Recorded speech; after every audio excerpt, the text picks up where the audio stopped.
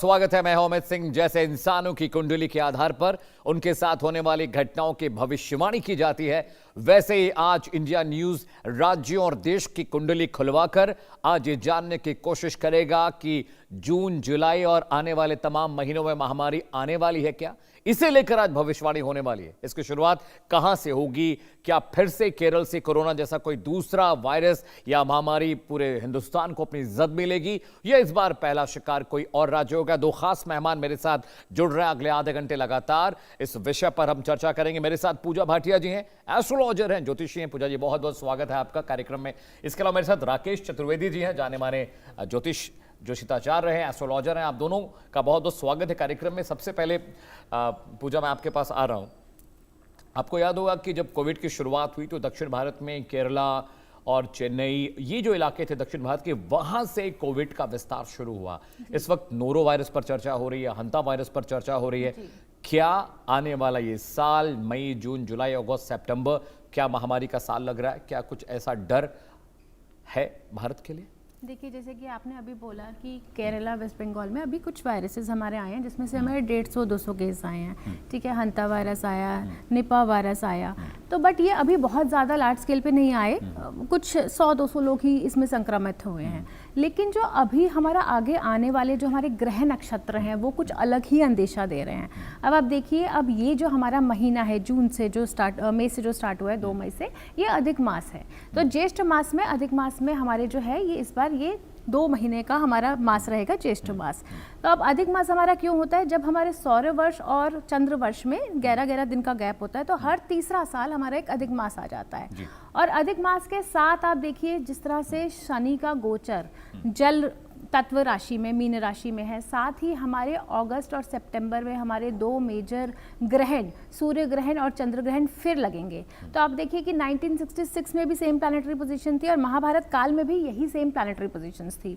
तो ये जो कहते हैं ना कि वायरस का आगाज हो गया है, 2026 शुरुआत बोल सकते हैं, लेकिन 27-28 हमें ऐसा देखने को मिलेगा कि हमें इसकी जो रौद्र रूप जो है वो हमें देखने को मिल सकता है। और साथ ही आप देखिए, 2026 से लेके 2032 तक कहा गया है कि कम से कम 64 अलग अलग वेरिएंट्स वायरस के आएंगे जो हमें देखने को मिलेंगे, और हर एक के सिम्टम्स अलग अलग होंगे। किसी में तो आपको ये देखने को मिलेगा कि रेस्पिरेटरी इश्यूज हैं, किसी में आपको नॉर्मल खांसी, जुकाम, बुखार देखने को मिलेगा। कुछ ऐसे वायरस भी आएंगे कि पता ही नहीं चला और इंसान चला गया। कुछ ऐसे वायरस आएंगे जो सीधा आपके न्यूरोलॉजिकल सिस्टम पे इम्पैक्ट करेंगे। और कुछ में ऐसा भी हो सकता है कि कुछ घंटों में ही आपकी जो है आपका देहांत हो जाए। तो अलग अलग तरह के वेरिएंट्स हमें देखने को मिल सकते हैं। ठीक है राकेश जी, जैसा कि मैम बता भी रही हैं, एक तो जल तत्व भी भारत का है क्योंकि चारों तरफ पानी है, चंद्रमा जल का प्रतीक है। बिल्कुल, ये रीजन भी है क्या हमारे यहाँ पास सांस वाली बीमारियां बहुत अटैक करती हैं, चेस्ट की बीमारियां बहुत अटैक करती हैं? आपको क्या लगता है इस बार क्या होगा? देखिए अमित जी, 2 चीज़ें। हमारी जो भारतवर्ष की धरा है वह गुरु परंपरा प्रधान है, लेकिन गुरु के साथ साथ हम राहु और शुक्र प्रधान भी। यही एक कारण है कि जहां हम अपने सम्मान पर आते हैं वहां हम झुकना नहीं पसंद करते हैं, चाहे सामने कोई भी राष्ट्र हो, कोई भी शक्ति हो, महाशक्ति हो। ये आपने हमेशा देखा है। ये स्वतंत्रता के पहले भी हम लोगों ने देखा है और स्वतंत्रता के बाद से लगातार सरकारों में भी हम देखते आ रहे हैं कि हमें झुकना नहीं पसंद है बेवजह का। तो ऐसी अवस्था में विशेष रूप से देखा जाए, जो अभी कलिकाल खंड है, यहाँ पर मैंने पहले ही इसी मंच पर अमित जी, इंडिया न्यूज के, मैंने कहा था कि 2026 का जो वर्ष है वह जल से संक्रमण, जल का संक्रमण या फिर जल के द्वारा मृत्यु, जल के द्वारा जो है प्रलय, यानी कि कोई ना कोई प्राकृतिक आपदा, इस तरीके की चीजें जो हैं 2026 वर्ष के अंत, खास करके अब मैं आपको बताऊं कि शनिदेव के साथ मंगल युति अब समाप्त हो जा रही है। विशेष रूप से 11 तारीख को, 11 मई को ही समाप्त हो जाएगी, लेकिन इससे भी विकराल स्थिति आने वाली है। क्यों?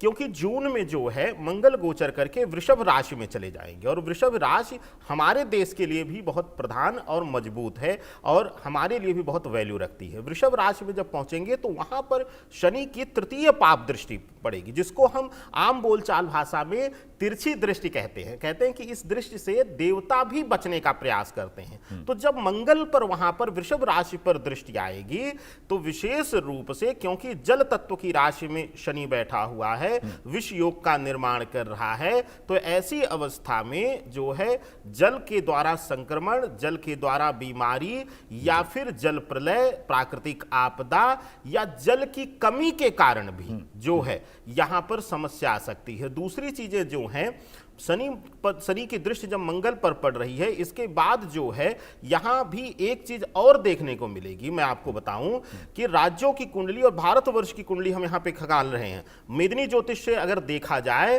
तो अब भारत का, मैंने आपके मंच पर कहा था कि विशेष रूप से जन आक्रोश, जन आंदोलन या आतंकवादी जो है घटनाओं की संभावना बढ़ जाएगी। आप देखिए पंजाब में एक छोटी सी घटना हो भी चुकी है इसी दौरान, और अब जाकर के जब शनि की दृष्टि, तृतीय दृष्टि मंगल पर पड़ेगी, वह युति से ज्यादा भयावह होती है, खतरनाक होती है, और उस समय हमें विशेष रूप से ऐसी गतिविधियों, संक्रमण की बीमारियों से बच करके रहना रहेगा। यह पूरे भारतवर्ष के लिए जो है यह चेतावनी है। चेतावनी का अभिप्राय होता है सजगता। यह सजगता में लिया जाए, यह डर या भ्रम में ना लिया जाए। ठीक है पूजा जी, राज्यों की अगर बात करें तो इस बार एपिडेमिक आप किस राज्य से आता देख रहे हैं? क्या दक्षिण भारत ही इस बार फिर से जरिया बनने वाला है, या कि आपको लगता है किसी और देश के हिस्से से ये पैंडेमिक या महामारी फैलेगी? देखिए, जिस तरह से केरला से स्टार्टिंग हुई है और वेस्ट बंगाल में भी कुछ केसेस पाए गए हैं, तो शुरुआत तो हो चुकी है वहीं से, लेकिन धीरे धीरे आप देखिए अलग अलग राज्यों में आपको अलग अलग तरह की प्रॉब्लम्स देखने को मिलेंगी। जैसे कि नॉर्दर्न पार्ट में आपको वाटरबोर्न डिजीजेस ज़्यादा देखने को मिलेंगे। जैसे दिल्ली एनसीआर में जिस तरह का पोल्यूशन लेवल बहुत ज़्यादा है, तो रेस्पिरेटरी इशूज, उससे संबंधित समस्याएं आपको ज़्यादा मिलेंगी। अब अगर हम असम की बात करते हैं, बांग्लादेश की, राजस्थान की, पंजाब की, यहाँ पे आप देखिएगा आपको मतलब वाटर रिलेटेड जो जल आपदाएं हैं, बिकॉज शनि जो है हमारा वो मीन राशि में है, तो कहीं ना कहीं बेहद ज़बरदस्त बारिश, बाढ़ जैसी स्थितियाँ इस तरह की मिलेंगी। तो इस तरह की प्रॉब्लम आपको मिलेंगी, और सिर्फ नेशनल लेवल पे ही नहीं, आप इंटरनेशनल लेवल पे भी बहुत सारे केसेस देखेंगे। आप देखिए, जैसे अब अगर हम यूरोप की बात करते हैं, वहाँ पे हाई रेडिएशन एक्टिवेशन हो जाएगा, जिसकी वजह से हेल्थ इश्यूज लोगों को बहुत ज़बरदस्त आएंगे। इसी तरह से अगर मैं बात करूँ तो आपको थाईलैंड में, नेपाल में, बांग्लादेश में, आपको जापान एंड चाइना में भी आपको इस तरह के छोटे छोटे अलग अलग वेरिएंट्स वायरस के आपको देखने को मिलेंगे। और जिस तरह से आप देखिए, ये 15 जुलाई से 15 अगस्त का जो समय है, इसमें हमारे जो सन, मून एंड जुपिटर है, ये हमारे शनि के नक्षत्र में गोचर कर रहे हैं। तो यहाँ पे आपको कहीं सूर्य जो है वो अग्नि से संबंधित प्रॉब्लम दे देगा, चंद्रमा जो है वो जल से संबंधित प्रॉब्लम दे देगा, और आप देखिए अनएक्सपेक्टेड कुछ ऐसे इंसिडेंट्स होंगे कि मतलब एक ही बारी में आपको हजारों, जैसे हेल्थ इश्यूज, हजारों लोग एक ही बारी में संक्रमित हो गए, इस तरह के इश्यूज भी आपको देखने को मिल सकते हैं। और जिस तरह से अब हमारा, अगर हम इंडिया की भी कुंडली लगा रहे हैं, तो इंडिया की कुंडली वृषभ लगन की कुंडली है। वृषभ लगन की कुंडली में अगर मैं जिस तरह से बात कर रही हूँ, मंगल में राहु का पीरियड चल रहा है हमारा। अब मंगल में राहु का पीरियड भी कोई बहुत ग्रेट पीरियड नहीं माना जाता है, और जिस तरह से अगस्त और सितंबर में जब हमारा ये जो ग्रहण लगेगा, सोलर एक्लिप्स और लूनर एक्लिप्स आएगा, ये भी हमारे कन्या राशि और मीन राशि में लगेगा, तो 6-12 एक्सिस में लग रहा है। और अगर हम देश की कुंडली लगा रहे हैं तो उसमें भी हमारा छठा भाव कहीं ना कहीं, पंचम और छठा भाव हमारा एक्टिवेट हो रहा है। तो ओवरऑल आपको देश के अलग अलग कोनों से कुछ कुछ केसेस देखने को मिल सकते हैं। ठीक है राकेश जी, एक जहन में सवाल ये भी है कि कोविड में जिस तरह से महामारी फैली, कोविड में जिस तरह से बड़े पैमाने पर लोग मारे गए, लाशें उनके अंतिम संस्कार के लिए जगह नहीं बची थी, क्या ऐसी स्थिति 2026 में बनते आप देख रहे हैं, या आपको लगता है कि नहीं, इस लेवल पर दिक्कत नहीं होगी? अमित जी, बहुत उत्तम प्रश्न है, और मुझे लगता है कि जो गणना का आधार होना चाहिए वह ज्योतिष के मूल सिद्धांतों से होना चाहिए, जिससे कि बाद में ना हमें पछताना पड़े, ना देश को गुमराह होना पड़े।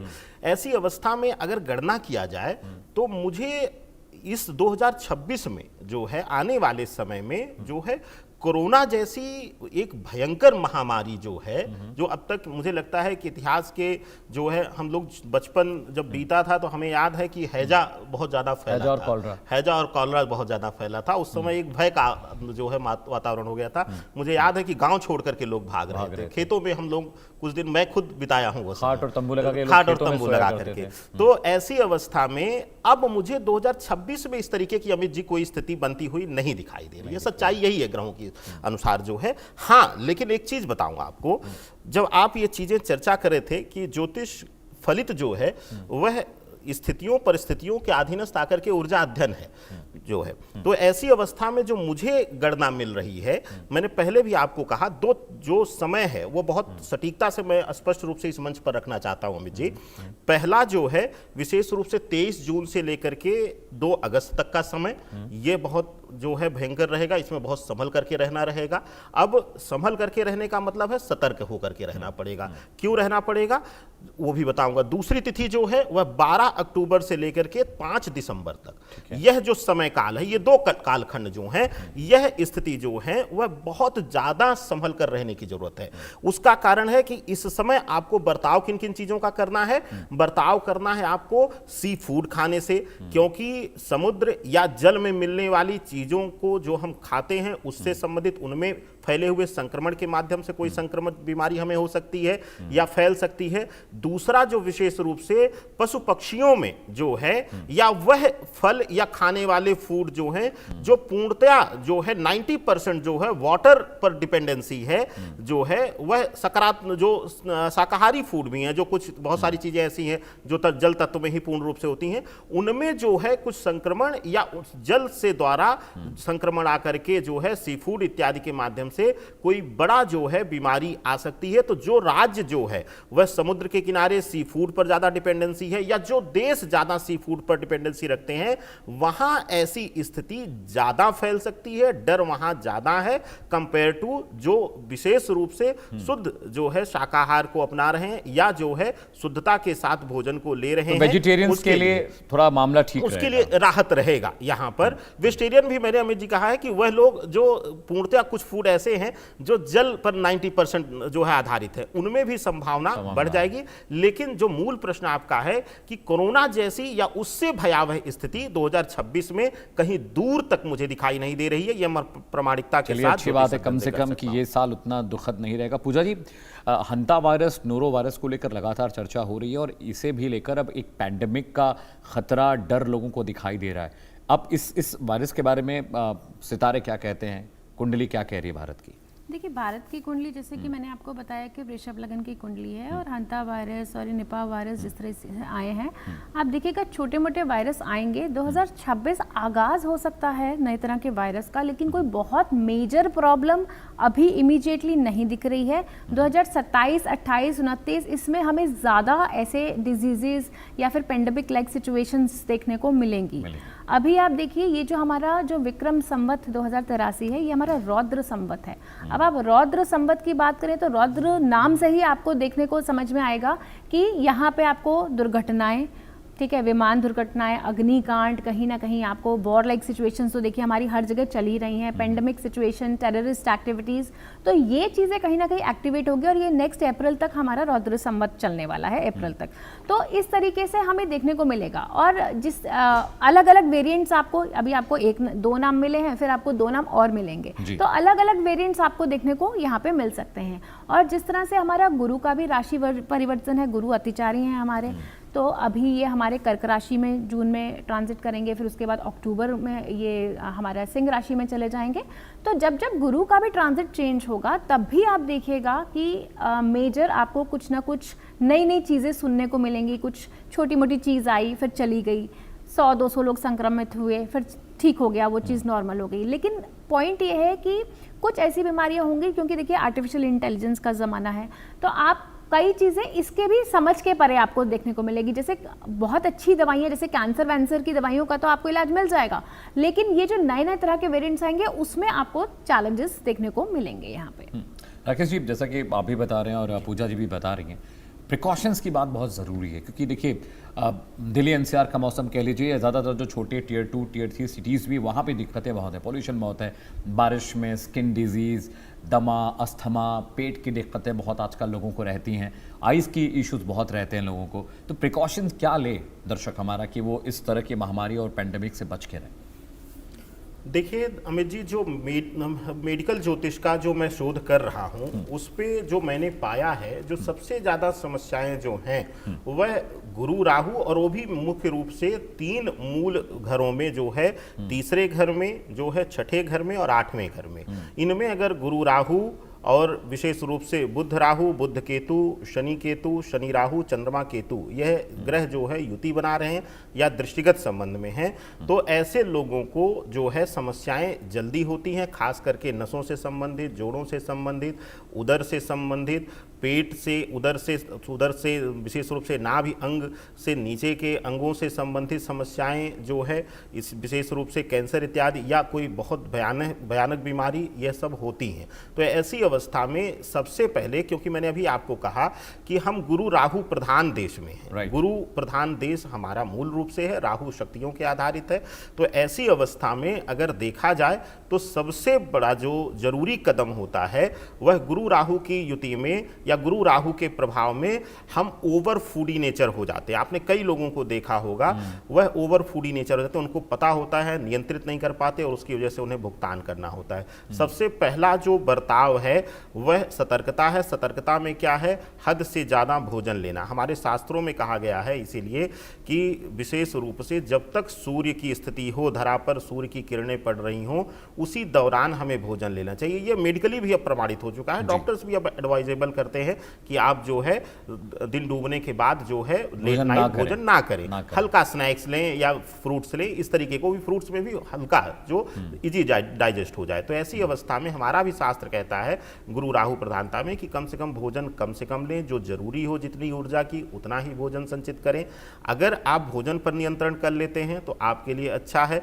दूसरी चीज, सबसे बड़ा बर्ताव जो है गुरु राहु के प्रभाव में, आप जो है अपने आप को मानसिक शांति के लिए एकाग्रता दें अपने आप को। और एकाग्रता के लिए सबसे उत्तम जो है उपाय मैं बताता हूं आपको कि समर्पण किसका? ईश्वर के प्रति। आज हमने सनातन में छोड़ दिया, हमारे सिख बंधु जो है उसको मेंटेन कर रहे हैं गुरुद्वारों में।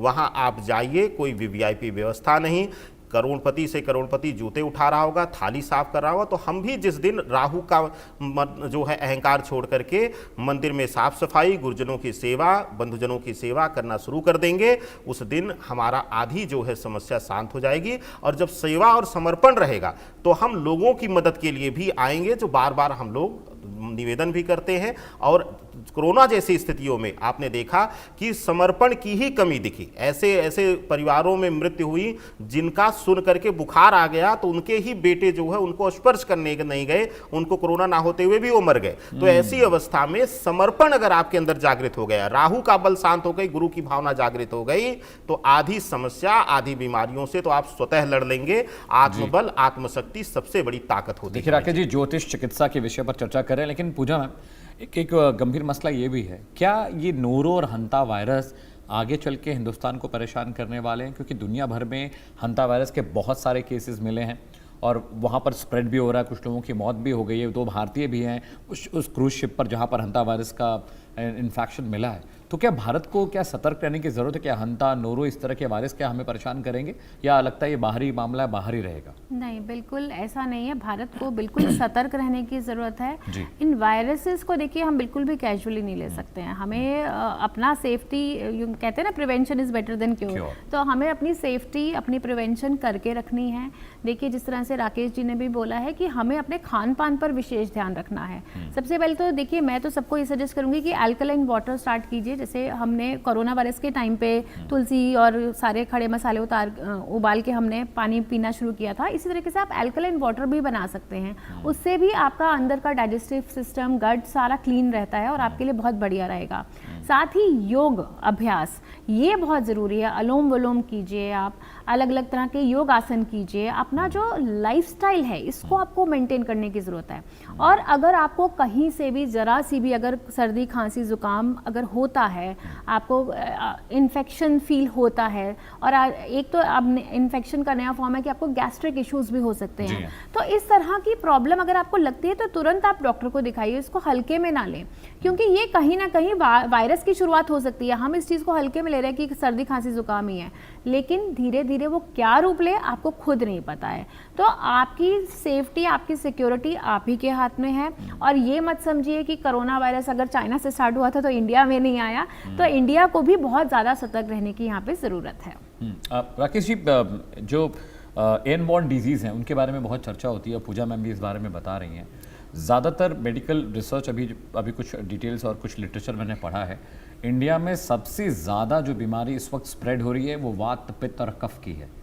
ज्योतिष में, जैसे कि आप मेडिकल ज्योतिष पर रिसर्च भी कर रहे हैं, वात, पित्त और कफ की बीमारियां सबसे अधिक है। जैसे कि हम बता रहे हैं, पेट में इशू, इंडाइजेशन, चेस्ट इन्फेक्शन और सांस लेने की दिक्कतें, स्किन में प्रॉब्लम हो रही है, आंखों की रोशनी कम हो जा रही है, लोगों के कोगुलेशन में प्रॉब्लम हो रही है, उनकी आर्टरीज, वेन्स में फैट जमा हो जा रहा है, एंजियोप्लास्टी करानी पड़ रही है, 3-3, 4-4 बार एंजियोप्लास्टी हो रही है, फिर भी लोग ठीक नहीं हो रहे हैं। क्या ज्योतिष में ऐसी कोई विधि है जिससे अपने भोजन को आप कंट्रोल कर पाएँ? अपनी जिह्वा पर कंट्रोल लगाने का कोई तरीका क्या ज्योतिष में है? अमित जी, बहुत उत्तम प्रश्न किया आपने। और आपको बता दूं कि जो हमारा आयुर्वेदा है वह नाड़ी ज्योतिष का हिस्सा है। आपने सुना होगा, मैं लोगों को एडवाइस भी करता हूं, आपके मंच से भी ये मैं आह्वान एक करना चाहता हूं कि ज्योतिष का काम ज्योतिष करेगा, वैद्य का काम वैद्य। पहली चीज तो ये निर्धारित कर लिए। जान अगर गंवानी है तो जब शरीर में दिक्कत हो तो ज्योतिषी के पास जाइए, ठीक है। मैं खुल करके बोलता हूं, मैं ऐसा व्यक्ति हूं कि लोग, ज्योतिष समाज कई बार मेरा विरोध भी कर जाता है। उसका कारण भी मैं बता दूं, रावण से बड़ा विद्वान कोई नहीं था, लेकिन वर्णित है कि उस समय ब्रह्मांड का सबसे बड़ा वैद्य जो था, सुसैन वैद्य, उसने अपने राजमहल के बगल में स्थान दिया था कि कब जरूरत पड़ जाए। तो ऐसी अवस्था में कहते हैं कि वैद्य का काम वैद्य कर सकता है। और अब आते हैं आपके मूल प्रश्न पे। नाड़ी जो ज्योतिष है वह नाड़ी वैद्य जो परंपरा थी उसमें देखकर बताया जाता था। और आपको बता दूं कि पूरी शरीर में बीमारी के जड़ ही यही 3 प्रकार हैं जो आपने बताया, ठीक है। वात, पित्त और कफ, यही 3 ही प्रकार ही है रोग के। अगर जो है अध्यात्म, ज्योतिष और विशेष रूप से जो है वैदिक परंपरा का अध्ययन किया जाए तो इसी तीनों को कारण बताया गया है। और इसका मूल कारण क्या है? उदर, स्वाधिष्ठान चक्र, नाभि चक्र। कहते हैं जिसने अपने स्वाधिष्ठान चक्र को नियंत्रित कर लिया, नाभि को नियंत्रित कर लिया, वह सुखी है, उससे सुखी कोई है नहीं। और स्वाधिष्ठान नियंत्रण करने के लिए आपका जो है मन एकाग्र होना बहुत जरूरी है अमित जी। यही एक चक्र ऐसा है, स्वाधिष्ठान चक्र, द्वितीय ब्रह्मचारिणी माँ दुर्गा जो स्वरूपी हैं, वह द्वितीय चक्र जो है, सबसे ज्यादा स्वरूप जो है वह इसी स्वाधिष्ठान चक्र का स्वामित्व करती हैं और यही नियंत्रित करती है हमारे शरीर की ऊर्जा को। तो सबसे बेहतर है, जैसा कि आदरणीय पूजा जी ने कहा, इसका योग करना, योग के माध्यम से अपने चक्रों को स्थिर करना, बैलेंस करना। इससे बेहतर और कोई उपाय नहीं है। दूसरा, खाने में जो उष्ण चीजें हैं, जो बहुत गर्म चीजें हैं, क्योंकि अब हम परिश्रम उतना नहीं करते, हार्ड वर्क, तो हमारे लिए जो फिजिकल एक्टिविटी कम हुई है, तो उसकी वजह से बहुत उष्ण चीजें ना खाएं, सुपाच्य चीजें खाएं, बेहतर रहेगा। चलिए, हमारी खास पेशकश में अभी के लिए फिलहाल इतने। पूजा जी, आपका बहुत बहुत शुक्रिया कार्यक्रम में आने के लिए। राकेश चतुर्वेदी जी, आपका भी बहुत बहुत शुक्रिया। रुक रहे छोटे से ब्रेक के लिए, लेकिन ब्रेक के बाद भी इंडिया न्यूज पर खबरों का सिलसिला लगातार जारी है। एसोसिएट स्पॉन्सर, लाल रंग इसका अपार, बेमिसाल